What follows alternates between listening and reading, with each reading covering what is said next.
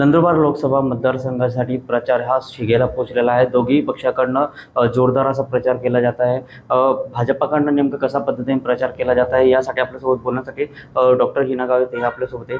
ताई, प्रचार सुरू झालेला आहे, कशा पद्धतीने प्रचार केला जातो आणि कसा प्रतिसाद आपल्याला मिळतोय प्रचारात? नंदुरबार लोकसभा मतदारसंघामध्ये मागच्या 10 वर्षामध्ये खूप मोठ्या प्रमाणावर मी विकासाची कामं केली आहे। गावागावामध्ये मूलभूत सुविधा पोहोचवण्याचा मी प्रयत्न केला आहे आणि रस्ते आहे, पाणी आहे, लाईट आहे, हे गावागावात पोहोचवण्याचा मी प्रयत्न केला। त्यासोबतच आपल्या लोकसभा मतदारसंघामध्ये मेडिकल कॉलेज आहे, पासपोर्ट ऑफिस आहे, नंदुरबार मुंबई रेल्वे सुरू करणं असेल, असे अनेक महत्त्वाचे विषय आपण मागच्या या 10 वर्षामध्ये मार्गी लावलेले आहे। आज प्रत्येक तालुक्यामध्ये एकलव्य मॉडेल रेसिडेन्शियल शाळांसारख्या अत्यंत चांगल्या शाळा आज त्या ठिकाणी आपण निर्माण करत आहोत। आणि एवढंच नव्हे तर या येणाऱ्या पुढच्या काळामध्ये आपण आपल्या नंदुरबार जिल्ह्यामध्ये केंद्र सरकारकडनं काही प्रोफेशनल कॉलेजेस, जसं मेडिकल कॉलेज तर आज आपण आणलंच आहे, तर येणाऱ्या पुढच्या काळात dental college, Ayurvedic college, homeopathy college, nursing college सुद्धा आपण या ठिकाणी सीट्स वाढवून घेतले आहे। तर अशा प्रकारे या ठिकाणी शिक्षणाच्या जास्तीत जास्त सोयी सुविधा विद्यार्थ्यांना मिळाव्या यासाठी मी प्रयत्न केलेला आहे। आपल्या भागामध्ये हे सगळे जे विकास कामं केली आहे, या विकास कामांच्याच विषयांना पुढे नेत आपण जनतेपुढे विकास या मुद्द्यावरच आपण मतं मागण्यासाठी जात आहोत। प्रत्येक तालुक्यामधून खूप चांगला प्रतिसाद हा मला त्या ठिकाणी मिळत आहे आणि विशेष करून धडगाव अक्कलकुवा जो विधानसभा मतदारसंघ माझ्या लोकसभेमध्ये आहे, 6 विधानसभेंपैकी सगळ्यात अतिदुर्गम भाग आणि ज्या विधानसभेमध्ये विकासच झाला नाही एवढी वर्ष, असा हा धडगाव अक्कलकुवा विधानसभा मतदारसंघ। यामध्ये तर स्वातंत्र्यानंतर 70 वर्ष झाले तरी गावांमध्ये वीज पोचली नव्हती असे अनेक गावं या मतदारसंघामध्ये होते। तिथे सौभाग्य योजनेअंतर्गत, हरघर बिजली योजनेअंतर्गत गावागावात पाड्यापाड्यात वीज पोचवायचं काम हे मोठ्या प्रमाणावर मी केलं। 132 kV सबस्टेशन हे आम्ही धडगाव तालुक्याच्या सुरवाणी या ठिकाणी आम्ही मंजूर करून ते तयार झालं आणि 2-3 महिन्यापूर्वी आता गावित साहेबांनी या सबस्टेशनचं उद्घाटन केल्यामुळे आज संपूर्ण पहाडपट्ट्यामध्ये विजेचा प्रश्न हा सुटलेला आहे। त्यामुळे या सगळ्या विषयांना आम्ही मार्गी लावल्यामुळे जनतेचा प्रचंड प्रतिसाद हा मला प्रत्येक विधानसभा मतदारसंघात मिळतोय। कारण 10 वर्षामध्ये मी जेवढी कामं केली तेवढी धडगाव अक्कलकुवा तालुक्यातल्या आमदारने 35 वर्षातही केली नाही आणि त्यामुळे विशेष करून धडगाव अक्कलकुवा विधानसभेमध्ये तर खूप चांगला प्रतिसाद मला आहे। त्यासोबतच अन्य सर्व विधानसभेत प्रत्येक गावात केंद्र सरकारची योजना ही पोहोचवण्यामध्ये आम्हाला यश मिळाले आणि त्यामुळे प्रत्येक गावामधून आम्हाला खूप लोकांचा सपोर्ट हा मिळतो आहे।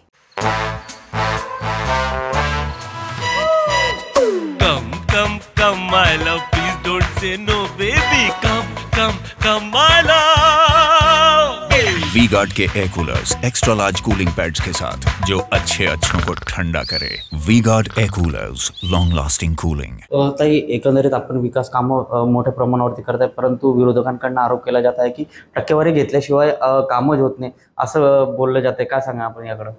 विरोधकांकडे बोलायला कुठलाही मुद्दा राहिला नाही आणि त्यामुळे काहीतरी चुकीचा आरोप करणं, काहीतरी खोटं नाटं सांगणं, हे जे आरोप आमच्यावर करताय यांच्याच पक्षाच्या आमदारांनी यांच्यावरती आरोप केलेले आहे। त्यांनी पत्रकारांना सुद्धा हे त्यांच्याच काँग्रेस पक्षाच्या काही आमदारांनी यांच्या विरोधात तक्रारी त्यांच्याही पक्षश्रेष्ठींकडे केलेली आहे। त्यामुळे जे आमच्यावर आरोप करतायत ते आरोप तर त्यांच्याच पक्षाच्या आमदारांनी त्यांच्यावर केलेला आहे। यांच्याकडे बोलायला कुठलाही मुद्दा नाही। मागच्या काळात यांनी विकासाचं कुठलंही काम केलं नाही। यांनी जर या ठिकाणी विकासाची कामं केली असती तर 70 वर्ष का यांच्या मतदारसंघात लोकांच्या घरांमध्ये वीज पोचली नाही, त्या ठिकाणी रस्ते झाले नाही, पाणी पोचलं नाही? आमच्या पहाडपट्ट्यातल्या माता भगिनी हंड घेऊन कितीतरी किलोमीटर त्या पहाडामध्ये पाणी घ्यायला दूरपर्यंत पायपीट करून जात होते। यांना तर ते माहीत सुद्धा नाही, कारण हे तर मुंबईला राहायचे, हे इथे कधी मतदारसंघात राहिलेच नाही आणि त्यामुळे असे काहीतरी फालतूकचे आरोप हे आमच्यावरती करून हे काही लोकांची दिशाभूल करू शकत नाही। कारण गावागावामध्ये विकासाची कामं ही आम्ही पोहोचवली आहे। हे विकास या मुद्द्यावरच बोलू शकत नाही, कारण आम्ही एवढी योजना प्रत्येक गावागावात पोहोचवली आहे जे हे 35 वर्षात सुद्धा करू शकले नाही।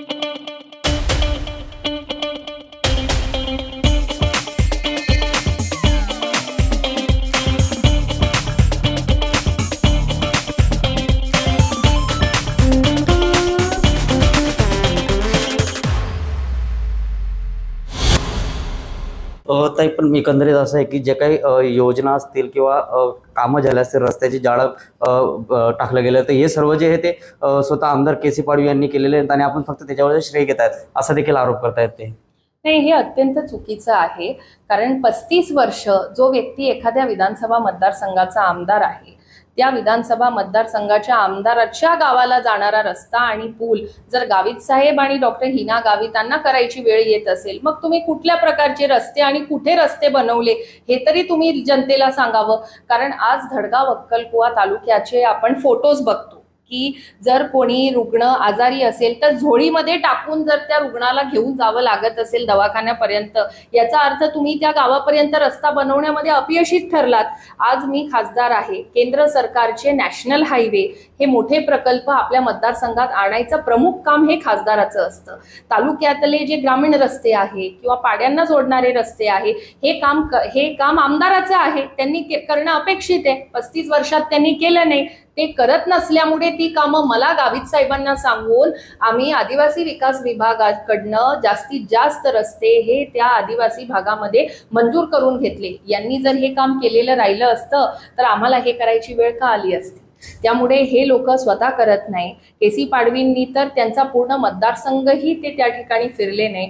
किंबहुना तोरणमाल जिल्हा परिषद गटामध्ये तर असे काही 11-12 गावं आहे ज्या गावामध्ये स्वातंत्र्यानंतर कधीच म्हणजे त्या गावात रस्तेच नाही. तोरणमाल नंतर खालचा जो भाग आहे, खडकी, झापी, फलई, उडद्या, बादल, बाबरी, सिंधीदिगर या गावात जायला रस्तेच नव्हते. त्या ठिकाणी प्रधानमंत्री ग्रामसडक योजनेअंतर्गत मी रस्ता केला 56 किलोमीटरचा.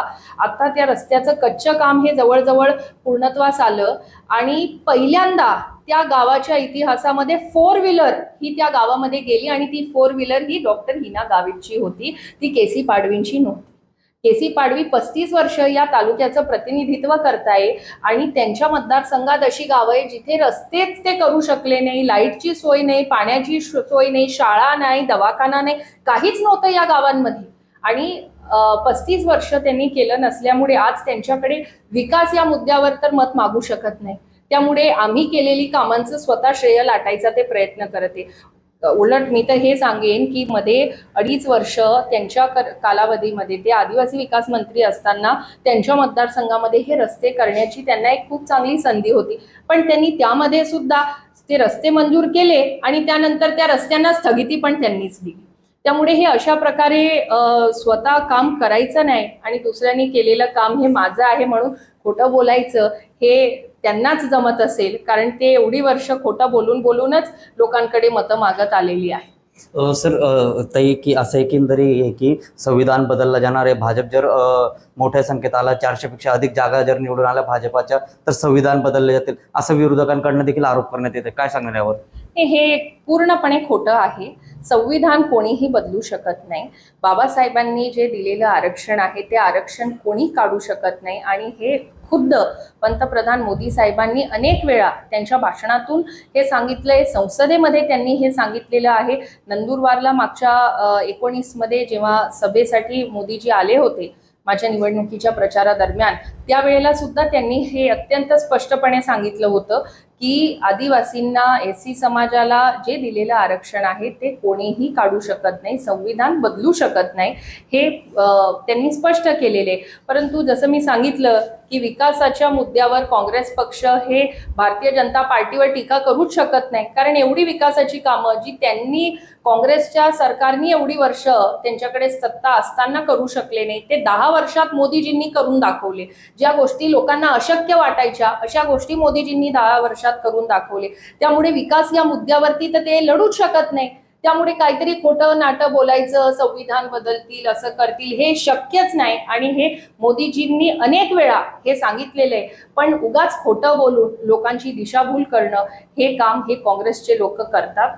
अनेक वर्षापासून या देशातला खोटं बोलून ते लोकांची दिशाभूल करून मतं मिळवत राहिली. पण आता जनता ही हुशार झालेली आहे. लोकांना हे कळतं की विकास कोण करतंय, गावागावात, पाड्यापाड्यात कोणाच्या योजना आज पोचल्या आहे. अनेक वर्षापासून घरकुल देऊ सांगून हे काँग्रेसचे लोक आदिवासी भागात प्रचार करायचे.